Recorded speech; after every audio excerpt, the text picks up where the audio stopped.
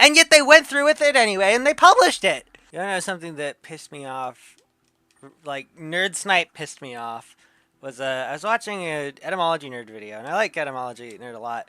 But he's talking about like eye contact, and he cites a study about eye contact with cereal boxes that just makes no sense whatsoever. So I went and I found the study. Like, I actually read the study, and it makes even less sense if you read it. So basically, the hypothesis is that cereal brand like box designers will make the mascots look down a little bit to make eye contact with small children because it's on a higher shelf and it looks down.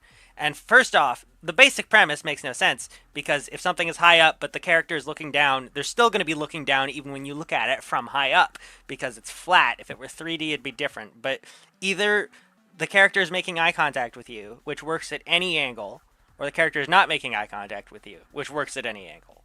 So first off, their premise is entirely wrong. Second, the study has two parts, and the first part is fine. The first part is just, hey, if these guys were in 3D, and they don't say if they're in 3D, but if these guys were in 3D, what angle would they be looking at the aisles?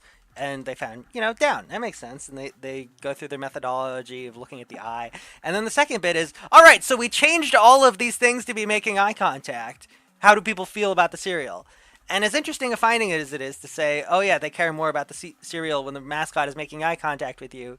If that were the case, why wouldn't the cereal designers just make the mascot make eye contact with you by putting the people in the center of the eye? Like, oh my god, if you wanted to actually test the real case, what you do is you put the cereal box high up and then you ask them to rate it. So they, on some level, had to have known the inherent contradiction in their study.